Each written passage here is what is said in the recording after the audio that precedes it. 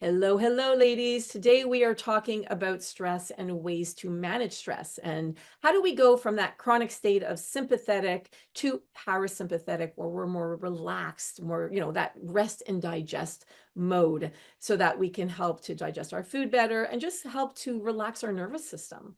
And we know that as we go into perimenopause and menopause, we're 66% of us are more stressed and we're also less able to cope with it. So today's guest is going to give us some tips and some tricks and some tools of what we can do to help us go into parasympathetic more often. And before I introduce our guest, I'm going to do a quick intro to who he is. And before I do that, I'm going to introduce you to who I am. My name is Andrea Donsky. If you're not familiar or you're new to the podcast, and I am a nutritionist in menopause. I am a nutritionist for over 20 years. I'm also a published menopause researcher, a menopause educator, and I'm the co-founder of wearemorphus.com, a company that helps to educate you and empower you to take control of your health and symptoms with nutrition, lifestyle, supplements, and research. Today I'm speaking with Jeff Krasno. He's the co-founder and CEO of Commune, a masterclass platform for personal and societal well-being, and co-creator of Wanderlust, a global series of wellness events. He hosts the Commune podcast, interviewing luminaries from Deepak Chopra, Marianne Williamson, and Matthew McConaughey. His latest venture expands his personal story and protocols into a book called Good Stress: The Benefits of Doing Hard Things. The book dives deeper into the concepts from the course, distilling insights from over 400 podcast conversations that Jeff has conducted, along with his personal experiences and applying these ideas to transform his own health. It explores deliberate, self-imposed behaviors that promote social, psychological, and physical well-being, offering both a philosophical exploration of true wellness and practical steps to achieve it. Now, here's Jeff. Welcome to Menopause Reimagined, Jeff. So great to be here, Andrea. I really appreciate this opportunity. Well, I'm excited to have you too, because here at Menopause Reimagined, we talk a lot about stress. And given that we had our stress and anxiety research, our abstract published in the journal Menopause in December, it's a very timely topic for us. So one of the things we found is that women in perimenopause and menopause, about 66% of us say that we're more stressed now than we were before Mm, and less able to cope with it. mm. Now, I know that you have a new book coming out on stress. So can you tell us a little bit about it? And I'd love to have the conversation around it, because anything that we can do to help women in this phase of life to regulate their stress levels and help to manage it would be extremely beneficial for us.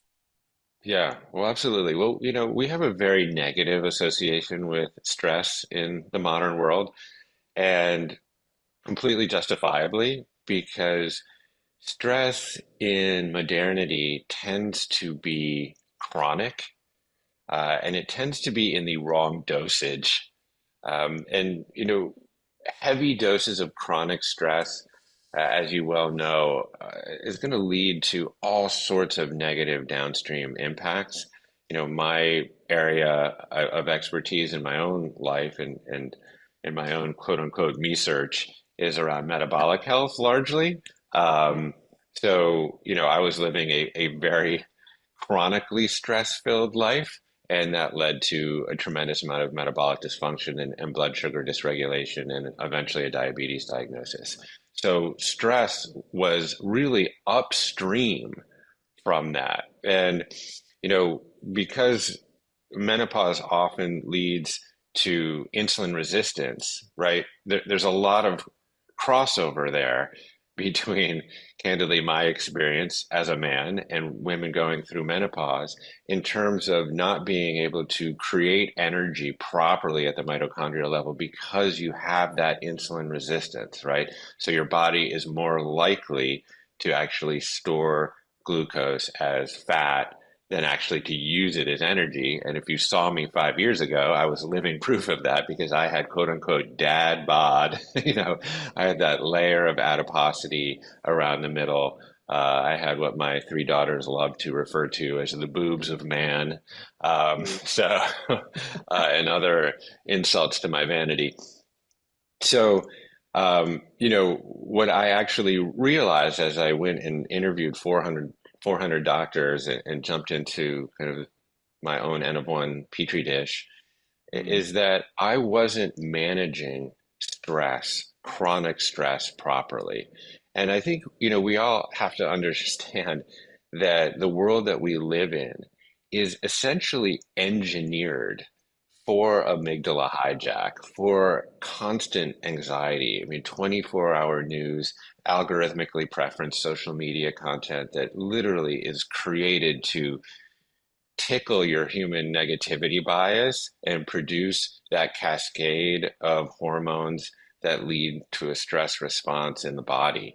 And so, then you can all go down the list like overwork, feelings of deficiency, financial hardship, neglect, racism, abuse. I mean, just go down the line.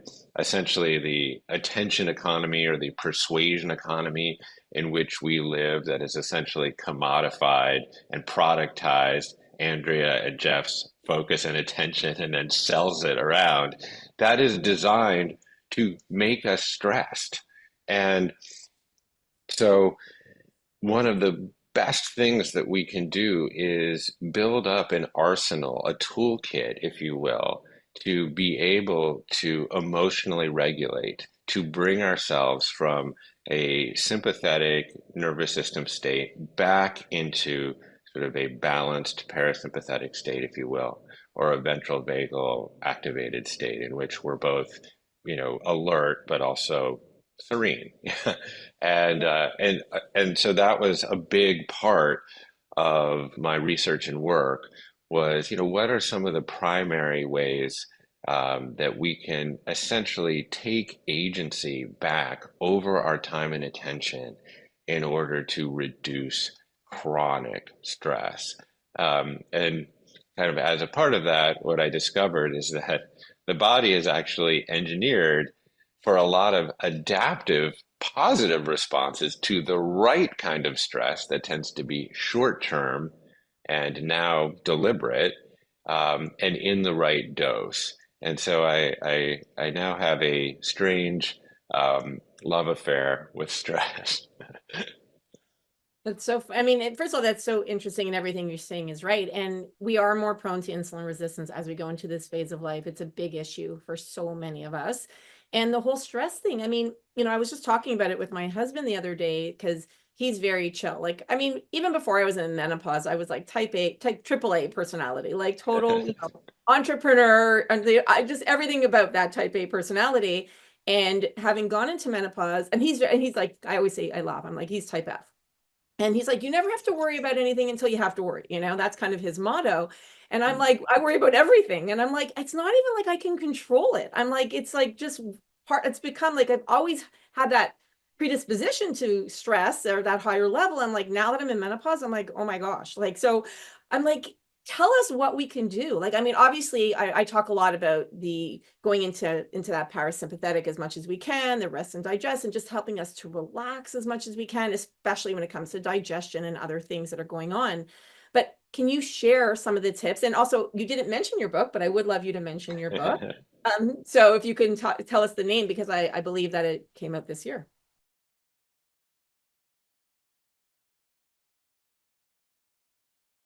Yeah, it's just coming out. Yeah, and thanks for that.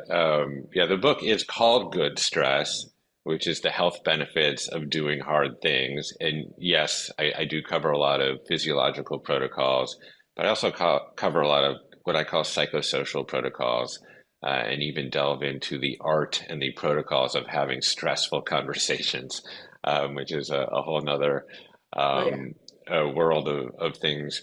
But it generally is a book around actually leaning into the edges of our discomfort, in a world that has been denuded of what I think of as Paleolithic stress.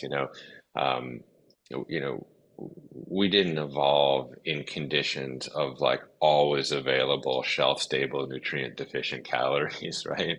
We evolved in relationship to a little bit of calorie scarcity.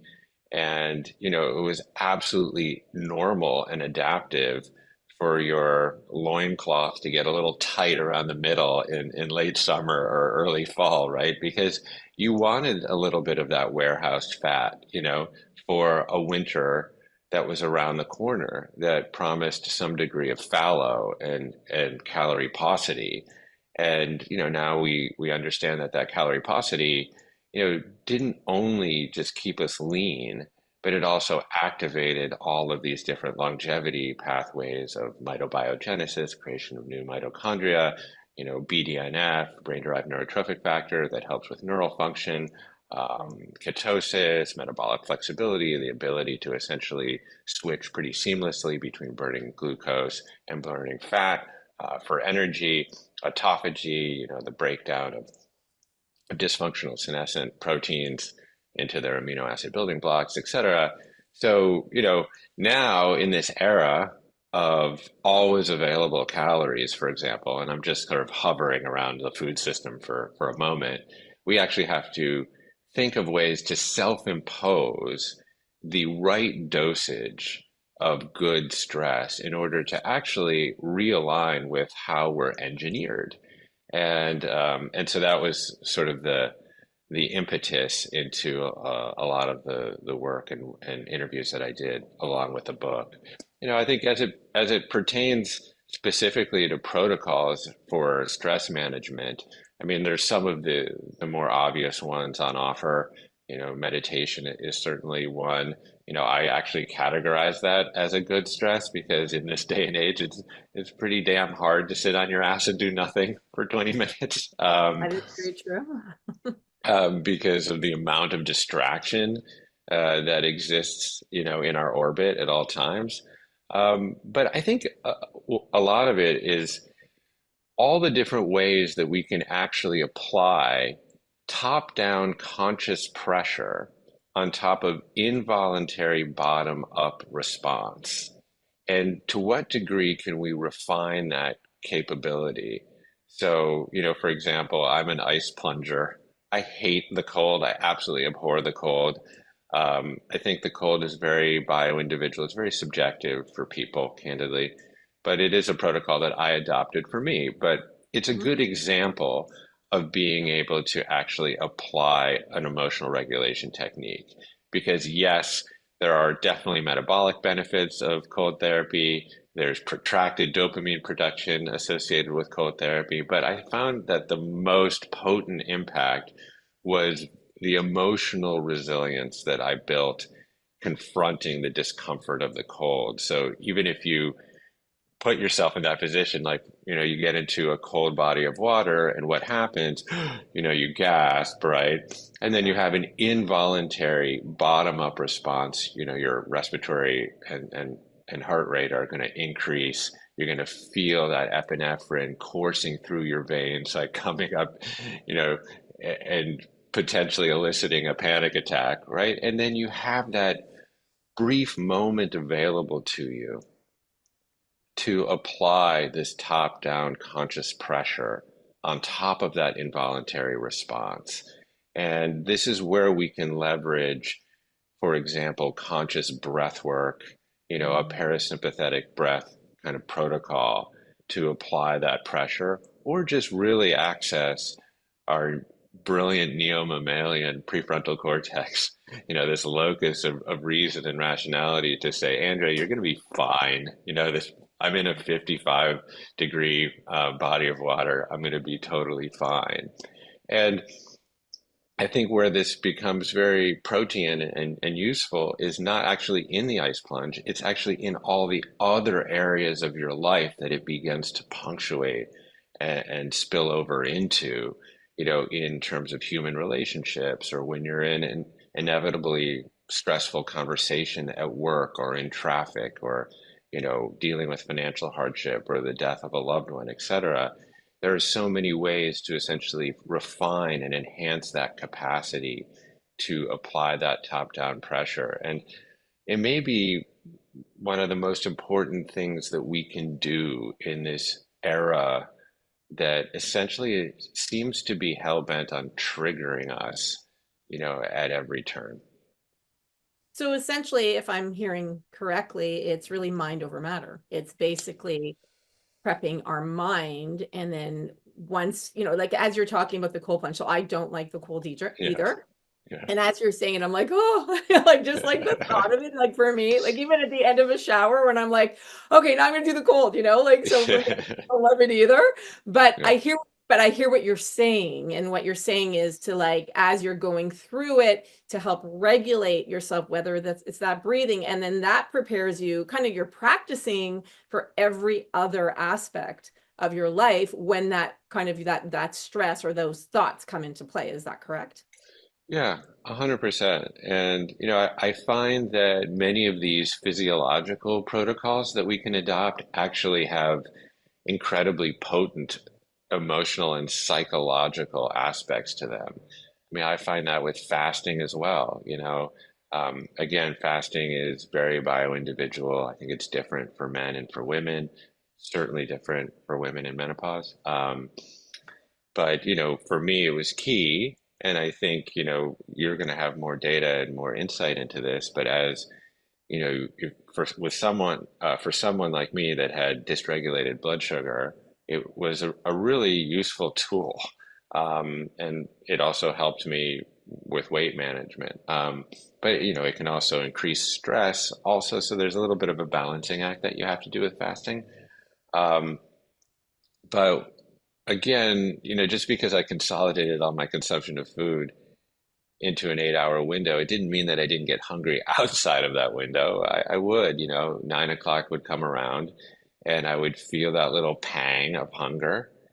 But because I became a disciple to that practice, instead of mindlessly meandering to the larder for chips or crackers, I actually had to stop and examine the nature of that hunger, the provenance of it, if you will, and ask myself, is that hunger a biological need or is it a psychological or emotional desire? Mm. And when I was forced to actually do that and really take inventory of that stimulus, it was always, I mean, 99.9% of the time, it was an emotional desire. I was eating my feelings, right? There's plenty of warehouse energy here for Jeff to live for a good month. It wasn't a biological need. And, as I started to think about, oh, someone insulted me at work, or I'm having a hard time, or I'm bored, and that is why I'm eating, or that's the origin of my hunger. I started to realize that, boy, this is a very caustic elixir. This always availability of cheap calories, plus a kind of dysregulated psychological nervous system. That combination of those two things can, I think, is a large contributor to some of our obesity issues, at least in our country. So, but the bigger point here for me was that fasting actually created that opportunity to find space between stimulus and response. Mhm. And, this is the great Viktor Frankl quote, kind of between that stimulus and response, there is a choice. And in that choice lies our freedom. And again, that practice began to spill into the other parts of my life because if I could find that space between hunger and mindlessly wandering to the refrigerator, could I also actually check myself when I wanted that glass of wine or to do some real retail therapy on Amazon or when my kids, were being annoying or, the needless desire to check Instagram all the time, that space became really, really useful.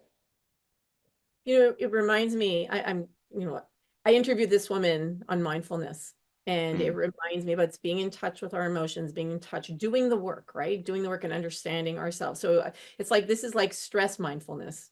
That's what Yeah, it, yeah, it is. Um, so yeah, and then I do think that a lot of the ancient practices, the breathwork practices and the meditation practices are really obviously um, very, very helpful for stress management. I mean, the ability to focus your mind on a single point of attention and spend 5 or 10 minutes coming back to that single point of attention. There's so much opportunity there in the coming back to it that then essentially trains your mind. It's in the same way that you train your biceps muscle. You overload it, you rip the microfibers in it, There's an inflammatory response there, right, to that insult, that injury. And your Mhm. body miraculously trains itself to, summon these structural proteins, myosin and actin, et cetera. You give it enough rest and you eat enough leucine or protein, et cetera. And what happens? It grows back stronger, right? And I think that that analogy of muscle hypertrophy actually is pretty applicable to other parts of life, Yeah. particularly your mind. And I would say it's like we often go to the gym, but do we go to the mental gym that often? And given that every experience of reality is perceived through the prism of your mind, I would suggest that the mental gym is just important as the equinox. Do you feel, and I'm guessing that I know the answer, but considering that when women are in perimenopause and menopause, and we have this like biological reaction or this biological effect from our reaction to stress or dealing with stress, do you believe that the mind can actually work to help regulate that, even though it's happening to our bodies? If, let's say, for those of us who are in menopause and our estrogen is lower and we're not on any type of hormone therapy, can the Mm-hmm. mind supersede the biology? Mm. It's a really interesting question. I mean, we know just by kind of dint of our own everyday experience that the mind is very influential over physiology, right? So, let's say someone was to like sneak up behind you while you were doing this interview and scream bloody murder into your ear, right? Well, someone's literal intention and the sound waves coming out of their mouth would, enter your eardrum and convert into electrical impulses, and then your mind would put a salience and valence on top of that, and start this HPA axis cascade to produce a like cortisol and epinephrine, essentially steroid hormones, in response to something in the outside world that is nothing but a sound wave. So we know that energy from the outside world, I mean, it's quite incredible when you think of the neurological phenomenon that's happening there, but that something that's happening in the outside world is then decoded by your brain. Your mind actually layers some sort of editorial bias on top of that. And from that experience, your body actually produces a molecule. It's quite unbelievable, right? So we know that our mind is very, very influential over our physiology just by running into a rattlesnake on a hike or something, right? Um, so it's got to be true the other direction as well, that we have the ability with our mind and our experience of the outside world to shape our physiology.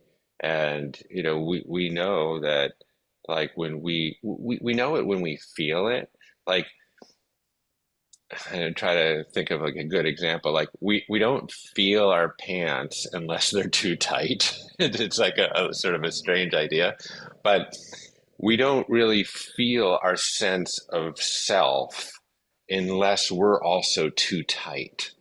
And Mm. so this sort of mental experience of tranquility and openness and non-self obsession and trust of the world around us, where our aperture is really, really wide.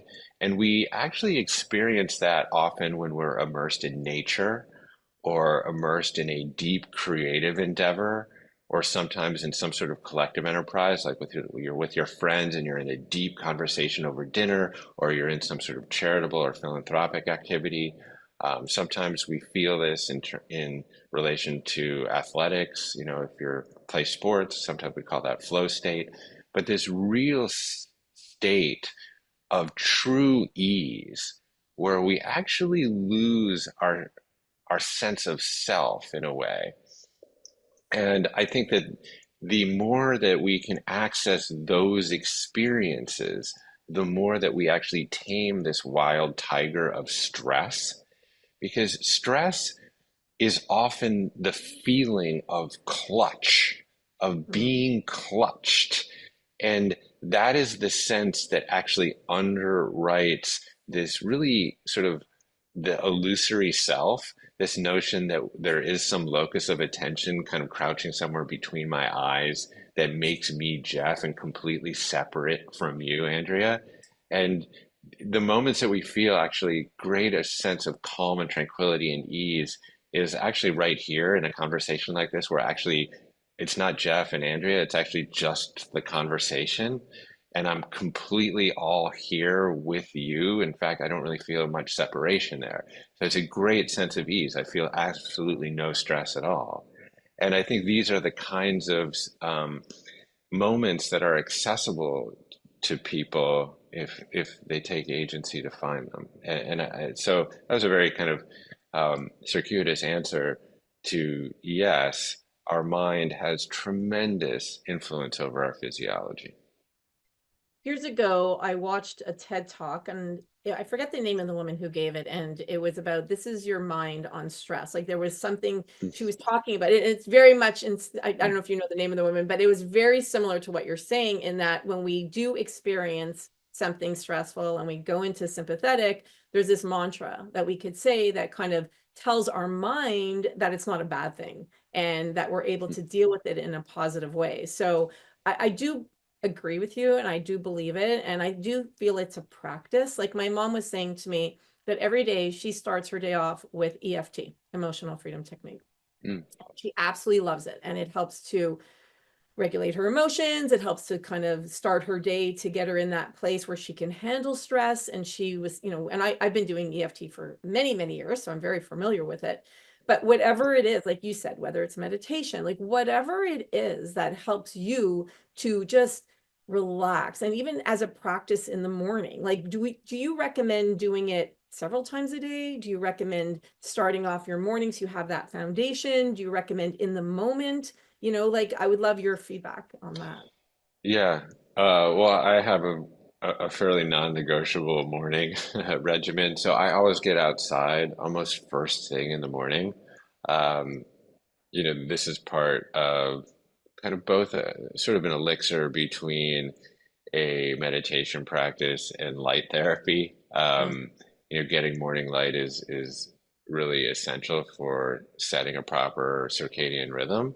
And I know at higher latitudes that can be a little bit difficult. So you can also use a SAD lamp, a seasonal affective disorder lamp that about that has like about 10,000 lux, and those are quite available at fairly reasonable prices.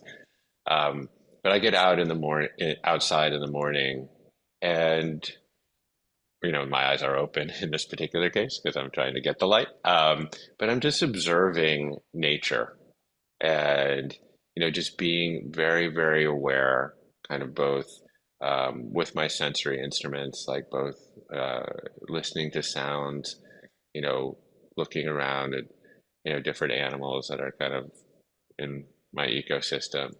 And that way, I kind of set my nervous system in the morning um, in a parasympathetic way. So before like I actually get into, the cortisol spiky emails and Slacks and texts and, all the things that we do as part of our work life to essentially set a baseline for yourself, which I think is just really important. I think some people are creative first thing in the morning. I think that's also a really, really great practice, to journal in the morning or even just to actually write down your intention for the day, to actually springboard yourself with a state of mind that is positive. Sometimes, sometimes I will do that where I'll be like, that I say every doorway that I walk into today, I'm going to be there to serve and be happy. Mm. Just something simple like that. And that is a reminder kind of throughout the day that every doorway that I cross through, oh yeah, okay, I set that intention. Here I am. This is a miracle that I'm here. I'm going to be of service and I'm going to be happy as I enter this room. And I think there's a lot. I mean, I also have like a contrast bathing therapy that really tests my degree of happiness after that. especially the cold part. But yeah, I think it's really important to start your day that way. And then the other thing that I would really recommend is really reframing one's relationship with movement and exercise. Since the 1970s, at least in the United States, I think we've built 45,000 gyms. Um, Yet the obesity rate has tripled, nearly quadrupled in the United States during that same time. So something's not exactly working there.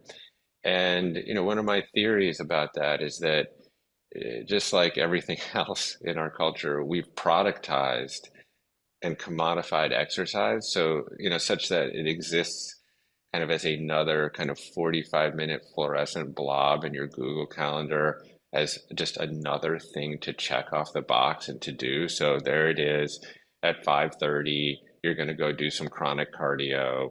And that's how you're going to approach your movement. And that's again really misaligned with how we evolved.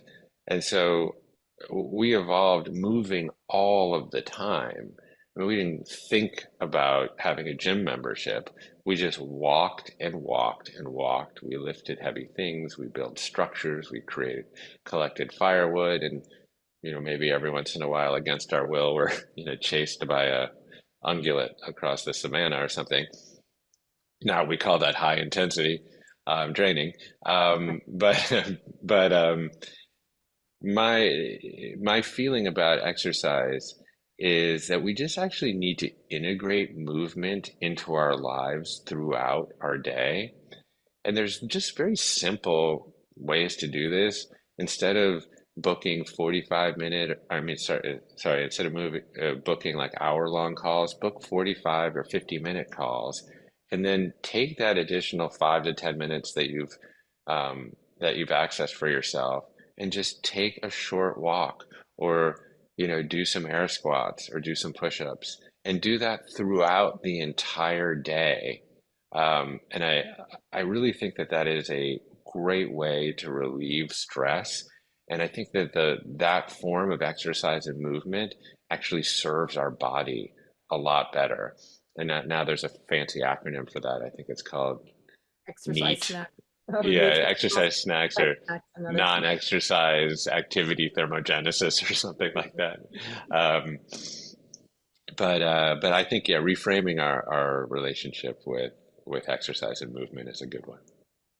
I interviewed Lisa Borden and she talked about exercise snacks. So I'm going to link to it below. Mm, And she talked about that, like, even going to the bathroom, doing lunges, going to the bathroom, or yes. getting, she was saying, it was so funny. She was saying that because she's a consultant, she won't work with anyone who doesn't drink water. And the reason why is because when you drink, you have to go to the bathroom. And she's like, that's you have to go. So it was kind of an interesting thing that she Yeah. said. Yeah. Well, I have my big jar right here with my little creatine and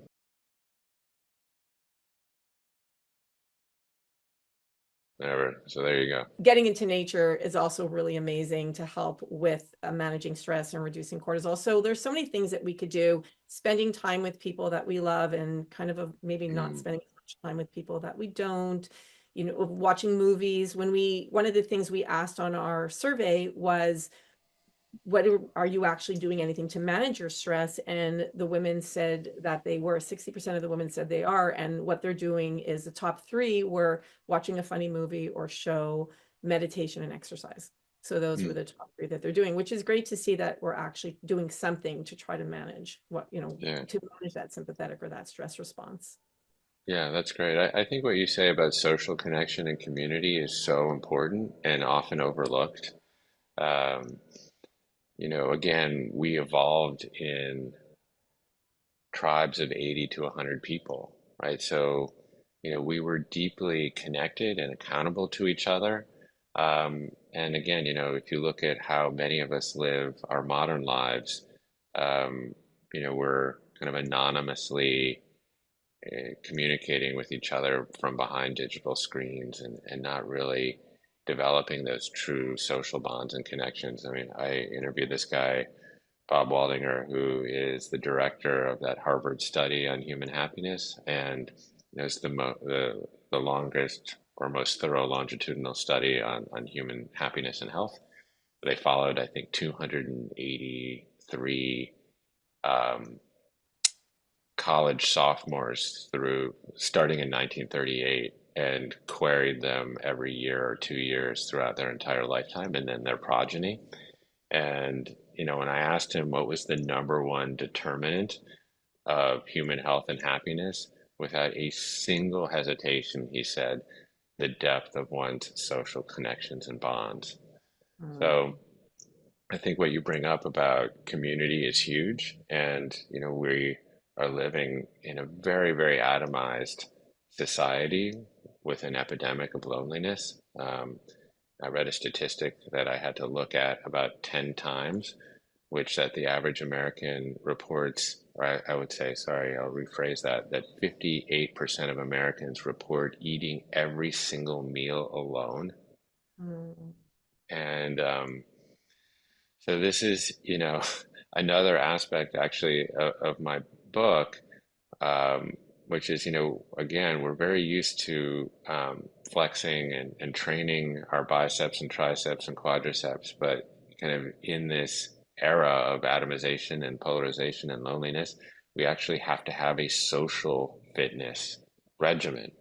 totally. Um, and we have to self-impose some of that, and some of that is actually quite uncomfortable. I mean, many of us are introverts and we don't feel comfortable in our environment, so that there are actual protocols, for example, service and philanthropy, actually getting out into your community, maybe it's just once a month, and being of service, and the feeling that that inspires kind of inside of you is great, but it also generally puts you in connection with really fascinating, interesting people that you might not otherwise meet.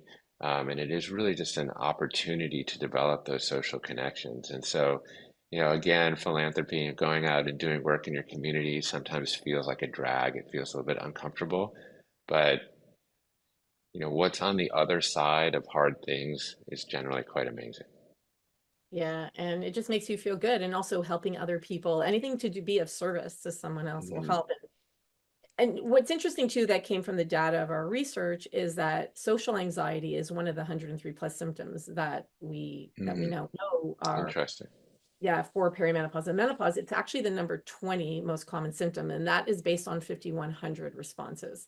Wow. And it could be even potentially a little bit harder for us to spend time with people, because social anxiety is up there on the list of like, I just want to be alone. I just want to be by myself. So pushing ourselves a little bit harder might be something that could be beneficial based on what you're talking about. So all these things to keep in mind as we go into perimenopause and menopause and have, all these new experiences that we're kind of going through.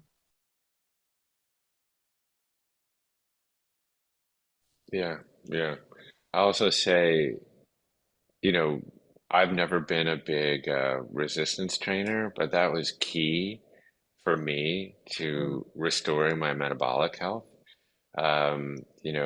We lose 10% of our muscle mass every decade, and this is obviously particularly acute as women go into menopause, right? So the risk of developing sarcopenia later in life is real. I'm sure you have data around that. It's like, you develop sarcopenia, you have a fall because your grip strength is so weak, you can't hold yourself up, and then you break a hip, and then, the mortality rates after doing something like that is quite severe. So this idea of getting into the gym, and kind of muscle-centric medicine, which has started to, become more popular, I think, for women in middle age, I think is really, really key. I think developing a little bit of additional musculature, knowing that that's going to be an issue as you get older, and certainly postmenopausal, is key. And that is perhaps the most obvious good stress of them all, that idea of muscle hypertrophy. Absolutely. I mean, like you said, we're more prone to sarcopenia and then osteoporosis. Like there's so many reasons why we Hmm. want to be doing those weight bearing exercises. And I've actually come to love it. I remember growing up, I wasn't so much into lifting weights because we had, Gen Xer, right? What did we say? Oh, if you're going to build, you're going to look like huge. And if you do weights, and now I'm like, I love it. Like Yeah. I was just telling, I was at the gym yesterday morning, and I was telling our coach, and that when I used to be like, for the longest time, I didn't have a lot of good upper body strength. And when I travel now, I could take my carry-on, which is very heavy, because I'm not, I don't check a bag if I can help it. And I Mhm. would, like, literally, I would be on the airplane, and I'm like, I pick up my suitcase and put it right at the top, right in the bin. And I'm like so proud of myself, because in the past I'd have to ask someone to help me. And now I'm like, nope, once, fell swoop, and it's like up there. And I was like, yeah, I can do it. So just having that strength makes you feel so good. I mean, obviously it's so beneficial for our health, but also it feels amazing to be able to have that independence, and to be able to say, I did it by myself. So I, many t- talking about I, happiness, to- right? I totally agree. I mean, there's training for training's sake, and then there's training for life, right? And you're probably not a, I mean, I'm sure you're not a grandmother yet, but someday you might be, and you'll want to like lift your grandkid up and be able to be active with it, Absolutely. um, and I think this is another sort of reframing of exercise is actually not just training for the sake of training, but actually training for life, for being able to have that feeling of confidence and excitement and self-fulfillment when you pick up that carry-on bag and you put it in the overhead compartment on your own and you don't need help. And I think that's awesome. Mhm. Um, and for women that are concerned with looking too bulky around weightlifting, I mean, candidly, I've never seen it. I mean, unless you're a professional bodybuilder, I know tons of women who are in the gym all the time.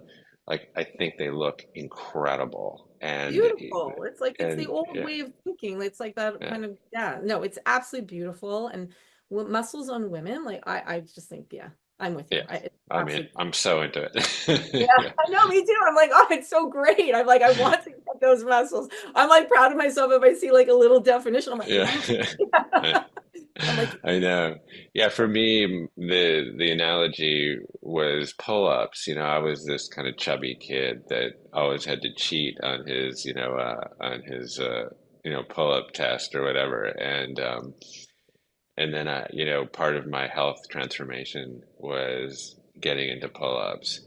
And there was something psychological there about being able to lift one's own weight. oh, Um, yes. and I got on the 100 pull-ups a day jag for quite a while, which was pretty cool. That's amazing. I actually, Yeah. that's one of my goals, is to be able to do pull-ups. I'm not there yet. I can do it with bands, but I can't do it yet on my own. So that's one of my goals. Yeah, my wife's a yogi and she's very defined. But one thing about yoga is there's no pulling action. There's a lot of pushing action.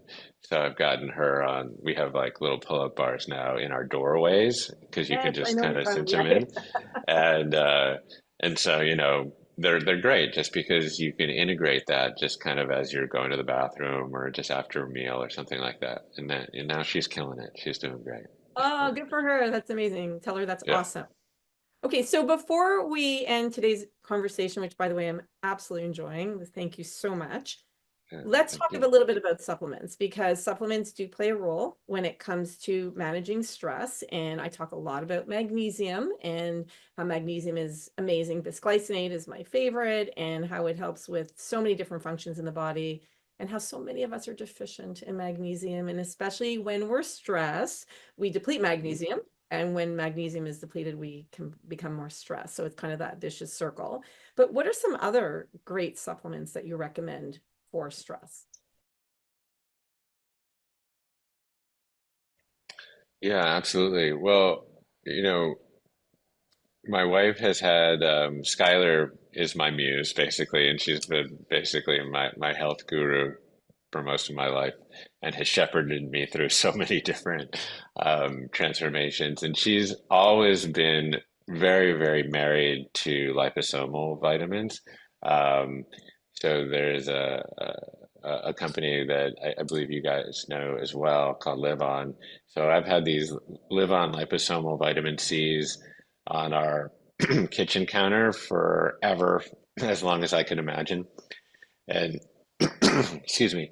And she has the custom of just tearing it open and actually just sucking it Oh, down put it right in your out of the mouth. pack. Yeah, which is I know not the recommended way to do it, but she's hardcore, and so I was gonna say she's hardcore. That's great. That's so yeah. With the vitamin C, it's actually pretty good. With like the glutathione, it's it tests your taste buds a little bit. Um, funny. but yeah, I mean, I think, vitamin C supplementation and glutathione. I mean, vitamin C is often really known more for collagen production and immune system bolstering or balancing, I should say. But it is really a master antioxidant as Mm. well. And so, I think, we don't make it endogenously, right? It's essential, so we have to get it from diet. And, I think it's harder for humans to get, their macronutrients and micronutrients from diet, and certainly vitamins and minerals from diet now, kind of given where our agricultural system and food system has gone. So I think it is more important to look at important kinds of supplementation. And I always say test because then you actually know what you need, um, versus just like filling your little pill box with whatever is getting recommended on Instagram. Um, so just actually test and find out where you're deficient. Vitamin D, for example, is a major deficiency for a lot of people, and it's obviously incredibly um, related to immune health, but also for bone density and bone health. And so many of us are deficient in vitamin D. Oh my gosh, vitamin D is probably, I mean, I talk about the foundational supplements for perimenopause and menopause, and vitamin D with vitamin K2, MK7 is like right Hmm. up there. And it's Yeah, so important for so many different things. And, I wish more women, I mean, I hope, but, they listen to my podcast and I hope that they're, ladies, I hope you're taking your vitamin D with your K2, MK7 because it's so important. And especially the K2 will help get the calcium into the bones, right? So it's right. not, we've got, and then the thing about vitamin D too is immune, but also mood and then fatigue because a lot of women are exhausted. It's actually the number one most common symptom in perimenopause and menopause. So it can help with that as well. So yeah, I am completely on board with vitamin D as well. I love it. Yeah, and obviously you want to get out into the sun. You can endogenously make vitamin D, but it's harder at some latitudes. It actually is harder depending on your melanin content. And uh, so it's something that I think that people really need to look at.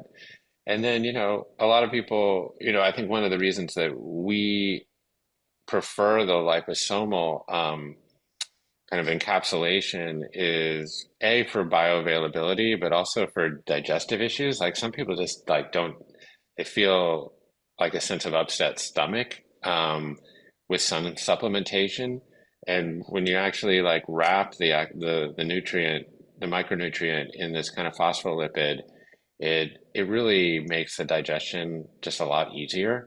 Um, Especially for something like vitamin C, which can tend to be a yeah, little bit more acidic, yeah, right? totally. Yeah, 100%. Like I And think, even the phospholipid, it's kind of spherical, is actually adaptive in and of itself because your cell membranes are actually made of phospholipids. So you're actually, yeah. keeping it's also just helpful for maintaining that kind of that flexibility of the cell membrane. So there's a lot of, I think, great reasons for it. And I just also am a big fan of the company. They're female-led company, and they've been around for a long time. So that's something I really support.